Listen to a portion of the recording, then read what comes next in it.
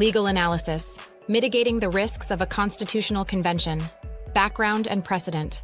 The only constitutional convention in the United States took place in 1787. Delegates were originally tasked with amending the Articles of Confederation, but instead drafted an entirely new constitution. This deviation occurred because the convention was vested with the authority to create what would become the supreme law of the land, thereby bypassing existing legal constraints. As history has shown, such a convention can operate beyond its intended scope, raising significant concerns about the potential for a runaway convention, one that exceeds its original mandate, possibly leading to unintended and far-reaching changes. Risks of an Article 5 Constitutional Convention. A modern-day constitutional convention, convened under Article 5 of the U.S. Constitution, poses similar risks. Legal scholars and civic organizations warn that there are no existing rules to prevent a convention from expanding its scope to address issues not originally intended by the state legislatures that called for it. This uncertainty, coupled with the influence of special interests and the lack of clear convention rules, could result in significant, unanticipated alterations to the Constitution. OAI citation. 4. U.S. Constitution threatened as Article 5 Convention movement nears success. Common Cause. https://commoncause.org/resources/U.S. Constitution threatened as Article V Convention movement nears success/ OAI citation. 3. Is a new constitutional convention a good idea? Vertical Bar Brennan Center for Justice. https brennancenter.org. Our work, analysis opinion, new constitutional convention good idea. State authority and control. Over a convention, given these risks, it is imperative that states exercise absolute control over the setup and conduct of any constitutional convention to ensure that it does not follow the precedent of 1787.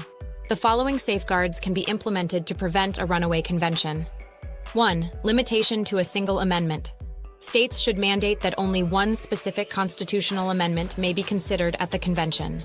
This limitation will ensure that the scope of the convention remains focused and does not stray into broader or unrelated issues. 2. Prohibition of deliberations. To further constrain the convention, states can prohibit any deliberations or discussions among delegates beyond what is necessary to vote on the pre-drafted amendment. Delegates would be required to make decisions solely based on the written text of the amendment, eliminating the possibility of negotiations that could lead to an expansion of the convention's scope. 3. Direct citizen ratification. Once the delegates have voted on the proposed amendment, the final decision would rest with the citizens of each state. The amendment would then be subjected to a ratification process, where citizens vote to approve or reject it. This step ensures that the ultimate authority lies with the people, in line with the democratic principles of the Constitutional Republic. OAI citation. 2. Constitutional Convention, United States. Wikipedia. https://wikipedia.org. Wiki Constitutional Convention, United States. OAI citation. 1. Article 5. How the amendment process works. National Center for Constitutional Studies. https://nccs. Net blogs, Weekly Constitution. Article 5. How the amendment process works. Conclusion. By asserting absolute authority over the Constitutional Convention process, states can prevent a repeat of the 1787 scenario, where delegates exceeded their mandate. These safeguards, limiting the convention to a single amendment, prohibiting deliberations, and requiring direct citizen ratification, create a structured and controlled environment that mitigates the risks associated with a constitutional convention.